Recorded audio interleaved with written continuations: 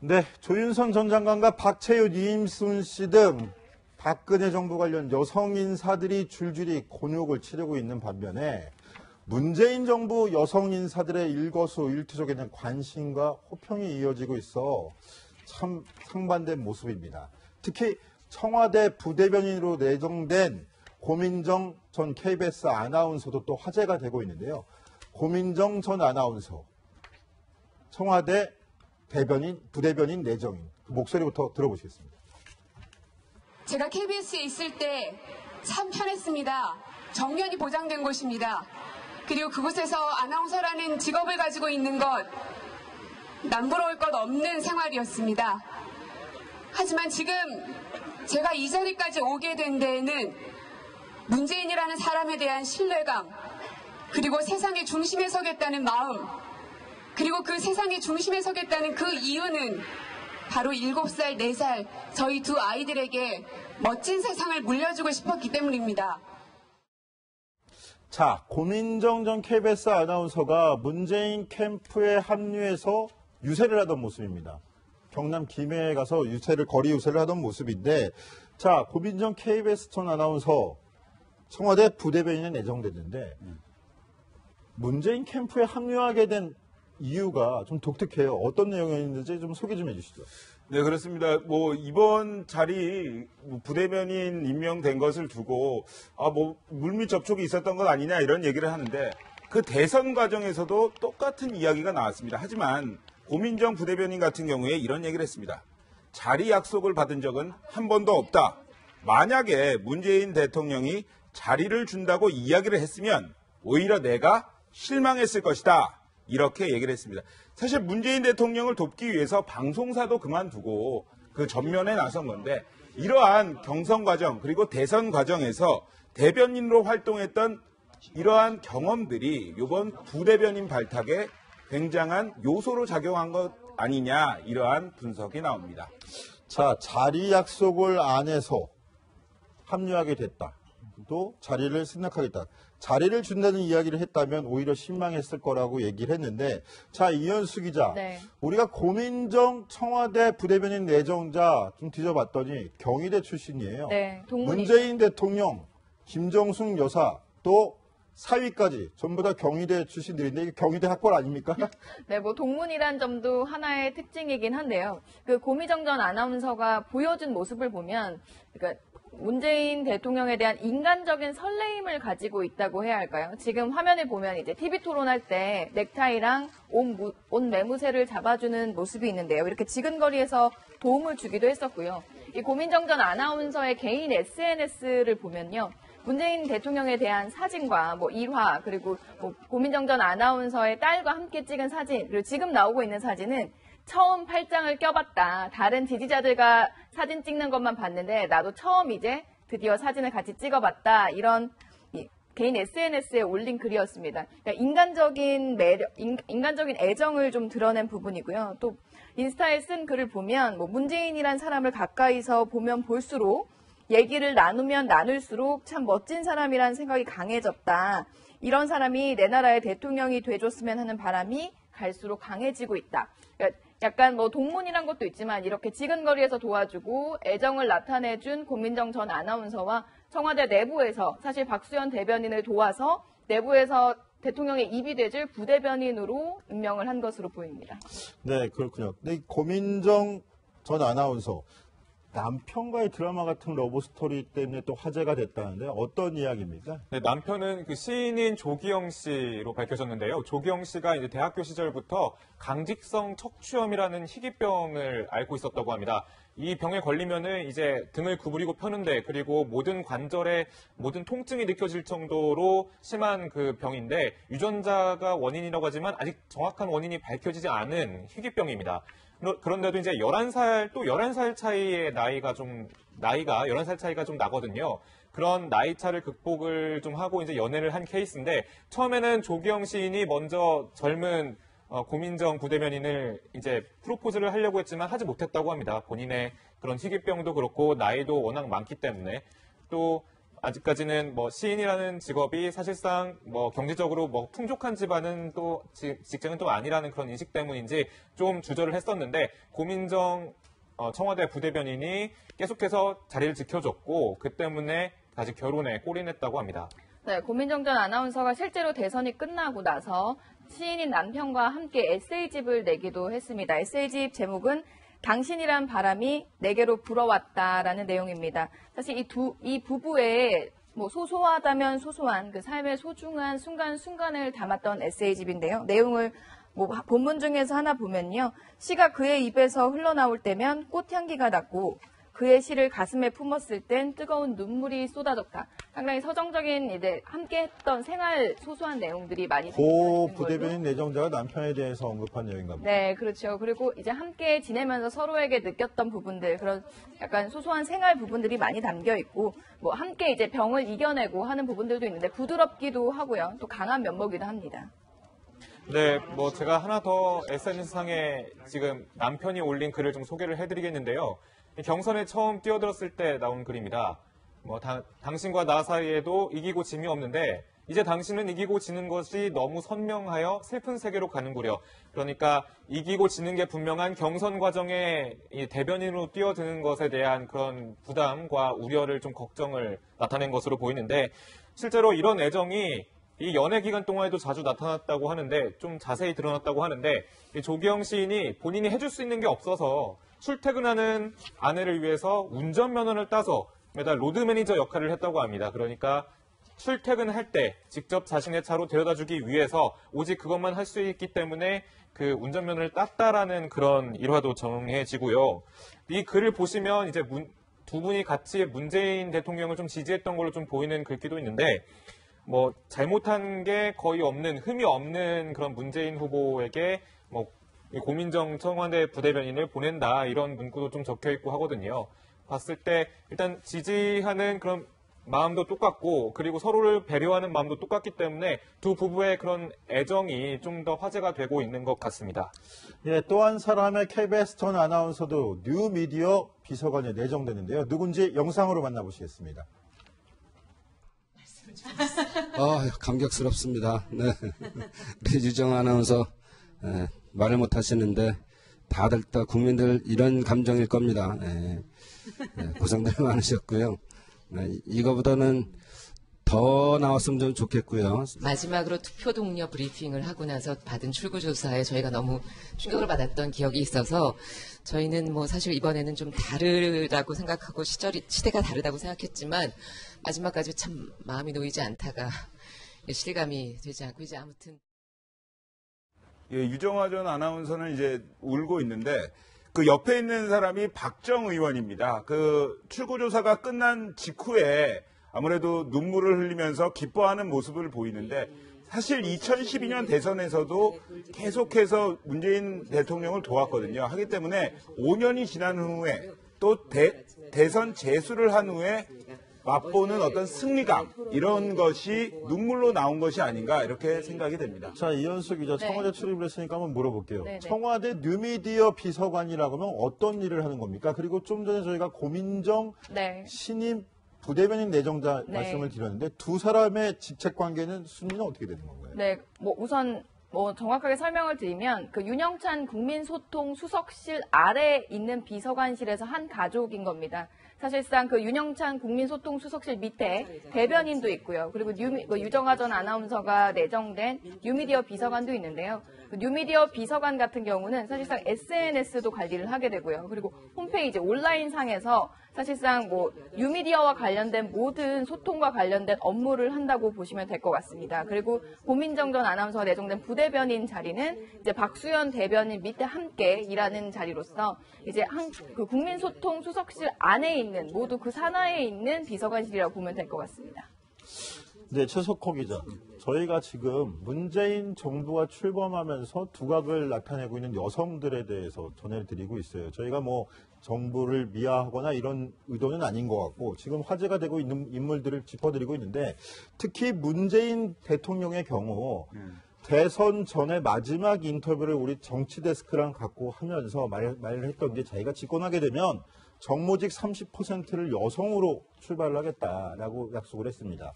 자, 정무직이죠. 고민정, 유정아 아나운서. 다 여기에 대해서 이런 여성 인재에 대한 관심이 많다는 반증으로도 볼 수 있는 거 아니냐. 이제 실현이 차차 되고 있는 거 아니냐. 이런 얘기가 나오는데 어떻게 생각하세요? 그 내각을 30%를 먼저 여성에게 배분을 하고 나중에는 단계적으로 50%까지 늘리겠다 이러한 이야기를 했는데요. 사실 뭐 이러한 보훈처장 인사도 그렇고 이러한 것들이 어떤 여성과 함께하는 정부를 만들겠다 이러한 노력의 한 수단으로 보입니다. 그런데 이 비서실안 아까 이제 홍데스크 말했듯이 비서실안 여기 정무직 여기에서는 고위직에서는 사실 여성들이 30%를 채우기는 약간은 힘들 것이다. 이러한 관측이 나옵니다. 왜냐하면 지금까지 6명의 비서실 인사가 발표가 됐는데 1명, 조현옥 인사수석만 여성입니다. 그렇기 때문에 초반에는 약간 청와대에서는 여성이 30%까지 나올까? 이러한 분위기가 강한 게 사실입니다. 네, 그런데 뭐 사실 뭐 그 이전 정부에서도 여성을 많이 기용하겠다라는 목표치를 세우지 않은 건 아니었습니다. 뭐 박근혜 정부 또한 뭐 저희가 취재를 해봤을 때 아니 여성을 많이 쓴다고 해놓고 왜 이렇게 기용을 안 하세요라고 물으면 여성 인재 풀이 확보가 되어 있지 않다라는 설명을 많이 했었는데요. 저는 그런 측면에서 청와대 인사수석을 여성으로 기용한 건 사실 상당한 의미가 있는 행보라고 봅니다. 이 여성 인사수석이란 자리에 여성을 앉혀서 적극적으로 여성 인재를 발굴하고 이제 여성 인사를 적극적으로 하라는 약간 그 문재인 대통령의 의지가 담긴 인사이기 때문에 그래서 문재인 대통령 의지가 담긴 만큼 챙긴다면 뭐 여야 동수 내각은 뭐 조금 시간이 걸릴지라도 이 30% 목표치는 그래도 채울 수 있지 않을까라는 생각도 해봅니다. 자, 최석호 기자. 지금 피우진 보훈처장 얘기도 좀 전에 언급했는데 전 보훈처장이 여성이 기용된 건 이번 처음 본 것 같아요. 예, 처음이라고 그러더라고요. 예, 그런 의미에서 더 의미가 있는 게 아니겠습니까? 그렇죠. 여성 내각 30% 그리고 차후적으로는 50% 이것을 내가 지켜보겠다. 이러한 노력을 하고 있다. 이러한 메시지를 주는 것으로 보이는데요. 사실 여성의 자리가 여성이 보훈처장 자리를 맡는 것은 요번이 처음이고 굉장히 쉽지 않은 일이라고 하는데 파격적 인사의 일환이다. 이렇게 볼 수 있겠습니다. 피우진 보훈처장 지난 2013년에는 저희 이제 채널A에 출연을 해서 이렇게 밝히기도 했습니다. 한번 당시 영상 보고 오시겠습니다. 그런데 창설될 당시에는 육군에서만 여군이 있었고 네. 그다음에 병과도 여군이었습니다. 그러면서 임신도 출산도 허용되지 않았어요. 결혼에 제한이 있었던 거죠. 장교는 결혼을 할 수 있으나 임신은 안 됐고 임신을 하면 전역을 해야 됐고 어느 곳에서나 남녀 통합으로 운영을 하고 있다라고 국방부에서 얘기를 하지 않습니까? 네. 이제 어떤 보직을 신청하거나 가려고 하면 그런 어떤 인식의 문제 때문에 이제 뒤로 밀리는 경우가 있고요. 네.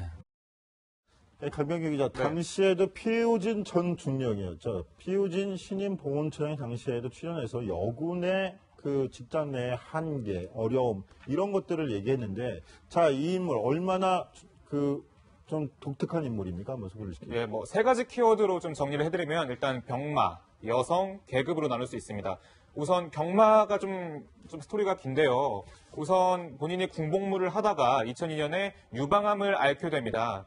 유방암을 앓고 있는데 이제 군대에서 이제는 뭐 장애 판정을 받아서 강제 전역을 시키게 하게 됩니다. 그런데 이제 피 처장은 이것이 부조리하다, 부당하다라는 항의를 했었지만 이것이 받아들여지지 않아서 결국 행정소송까지 갔거든요. 그런데 행정소송에서 일단은 승소를 해서 다시 복직을 한 케이스고요. 두 번째로는 이 여성인데 이 여성으로서 헬기 조종사가 상당히 좀 희귀합니다. 왜냐하면 그 체력적으로 좀 버티기 힘들고 남자도 그 훈련을 버텨내기 힘들기 때문인데 일단 여성으로서 그 새로운 길을 개척했다는 점에서 좀 조명이 되고 있는 것이고요.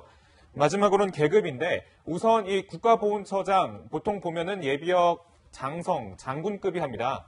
그런데 이번에 피처장의 경우는 예비역 중령입니다. 영관급이죠. 그러니까 계급도 좀 더 낮지만 이 모든 것들, 이 세 가지의 포인트가 좀 더 다 파격이라는 점에서 봤을 때 문재인 정부에서 이번에 파격 조치를 내린 것으로 분석이 나오고 있습니다.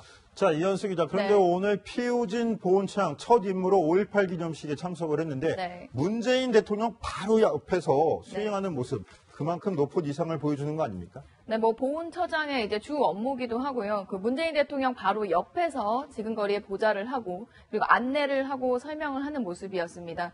특히 뭐 문재인 대통령이 오늘 그 행사 중간에 갑작스러운 행동을 하기도 했는데 그 보좌를 옆에서 계속하는 뭐 지금 화면에도 나오고 있는데요. 하얀색 동그라미 안에 있는 모습이 피우진 보훈처장입니다.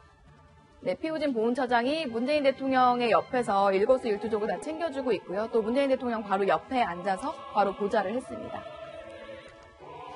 자, 그런데 일각에선 좀 피우진 보훈처장 관련해가지고 우려 섞인 목소리 나오는데 이건 또 무슨 얘기입니까? 네, 좀 군 내에서 나오는 이야기인데요. 사실 보훈 업무라는 게 좀 전공 영역이라는 게 있는데 이 보훈은 전문성이 있어야 한다라고 주장을 합니다. 그래서 피우진 보훈처장이 상징성도 있고 의미도 있지만 이 전문적인 영역의 보훈을 잘 할 수 있겠느냐라고 지적을 하는 부분이 있고요. 또 일각에서 더 비판적으로 보는 쪽에서는 상징성은 있지만 사실상 이건 보여주기식 인사가 아니냐라는 비판적인 목소리도 나오고 있습니다.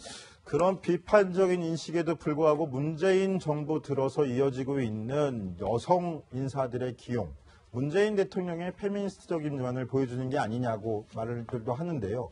문재인 대통령이 후보 시절 마지막까지 정치데스크와의 인터뷰에서 가진 이 페미니스트 감성 어디서부터 출발했을까요? 이 영상 보시면서 확인해 보십시오. 어머님에 대한 그동안 대단히 죄송하다는 말씀을 남기셨어요. 5시쯤에. 어떤 마음이셨습니까? 그러니까 우리 부모님은 6.25 전쟁 중에 피난 와서 평생 동안 가난하게 피난처리를 하신 분이죠. 고향에 돌아가게 되기를 꿈꿨지만 그건 이룰 수 없는 꿈이었고 자식에게 이제 그 꿈을 그렇게 이제 걸었는데 제가 늘 사고치기도 하고 학교에서 제적당하기도 하고 구속되기도 하고 군대도 또 강제진입당하기도 하고 해서 늘 부모님께 오히려 걱정을 더 해드린 것이죠. 맏아들로서 집안을 짊어져 나가는 그런 역할을 하지는 못하고 그래서 늘 이제 부모님께 죄송스러웠는데 그러나 또 끝내는 어쨌든 우리 부모님이 자랑스러워할 수 있는 그 아들이 되었으니 그동안 못했던 거 한꺼번에 다 그렇게 효도를 앞으로 해야겠다는 생각을 하고 있습니다. 자, 문재인 대통령 후보 시절에 가진 인터뷰에서 본인이 어려운 가정 생활을 하면서 잠깐 삐뚤어져서 문제아라는 별명을 얻기까지 했었다. 그런데 부모님에 대해서 굉장히 죄송스러운 마음을 가졌고 특히 어머니에 대한 애틋한 감정을 드러내기도 했었는데요. 최석호 기자. 그 문재인 대통령 집안이 북에서 피난을 와서 거제에 정착을 했었잖아요. 근데 얼마만큼 좀 어려운 생활을 했던 겁니까? 예, 지난 2월이죠. 김정숙 여사가 거제 남정마을을 찾아서 이런 이야기를 합니다. 시부모님이 이곳에서 아들 문재인을 낳았습니다. 그런데 사정이 너무 어려워서 주민들 도움으로 연명을 했습니다. 이렇게 지금 보면 되게 그렇게 큰 집이 아니고 한데 문재인 대통령 부모님 6.25 때 거제로 피난을 와서 한 7년 동안 거제에 살았습니다. 그런데 당시 이제 문 대통령 아버지가 포로 수용소 노무자로 일자리를 얻었는데 이게 너무 시급이 낮고 수입이 부족하다 보니까 어머니가 또 다른 계란 장사, 계란 행상을 해서 먹고 사는 것을 해결했다고 합니다. 굉장히 가난하긴 했다고 하더라고요. 네, 저 지금 우리가 강명규 기자 생가 그림도 저희가 보여드리고 있는데 네네. 저 거제 생가에 지금도 문재인 대통령이 출산할 때 탯줄을 잘라줬던 할머니가 살고 계시더군요. 네, 그렇습니다. 그 당시에 문재인 대통령의 아버지는 수용소에서 이제 노무자로 일하고 있었는데 그러니까 생계가 사실 좀 불안했죠. 그렇기 때문에 병원에 갈 수 있는 처지도 아니었고 당시에 그런 시설도 많지 않았습니다. 그래서 문 대통령의 어머니가 출산을 했을 때 그때 이제 인근에 살던 추경순 할머니께서 직접 달려와서 탯줄을 잘라줬다라는 그런 일화가 있습니다. 지금도 현재 이 추 할머니께서는 이 근처 이웃집에서 살고 있고요. 이 집이 추 할머니의 소유로 지금 되어 있는데요. 일단은 2012년도에 대선에 좀 떨어졌을 때 그 당시에는 됐으면 좋겠는데 참 아쉬웠다라고 밝혔는데 최근에 이제 당선이 되고 나서 어여시 대통령이 됐을 때 한번 찾아가 보고 싶긴 한데 몸이 좀 불편하다라는 그런 뜻을 좀 전해왔습니다. 우리 추경순 할머니 목소리 직접 한번 들어보시겠습니다.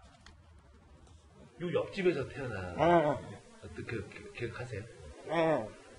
그 태어나서 내가 수발하고 그랬지. 어떤 수발을 하셨어요? 다줄 끊고 씻기서 옆에 놓고 그랬지 뭐. 자, 최석호 기자, 거제시가 그럼 문재인 대통령이 태어난 저 생가 관광 코스를 개발하고 복원도 하겠다 이런 계획을 나타냈는데 청와대는 우려의 목소리를 나타냈죠? 그렇죠. 그렇습니다. 왜냐하면 지금 문재인 대통령이 내세우고 있는 아주 이런 이미지가 뭡니까? 탈권위 그리고 서민, 친서민입니다. 그런데 만약에 이것을 이제 거제시가 복원을 했을 경우에 대통령 된 지 얼마나 됐다고 그 큰 돈 들여서 벌써부터 생가 복원하겠다 그러냐 이런 비난이 나올 수 있습니다. 그래서 청와대가 미리 이러한 얘기를 했습니다. 자칫 생가를 복원하고 관광 코스 조성이 되면 문 대통령 행보나 이런 이미지에 배치가 될까 우려스럽다. 한마디로 되게 곤혹스럽다 이런 입장인데요. 문재인 대통령의 경우에도 시기상조 이렇게 선을 그었습니다. 하지만 이 생가 복원 사업은 거제시에서 하기 때문에 청와대가 왈부왈부할 입장이 아닙니다. 하기 때문에 좀 더 거제시가 청와대와의 대화를 통해서 풀어볼 문제다 이렇게 볼 수가 있겠습니다.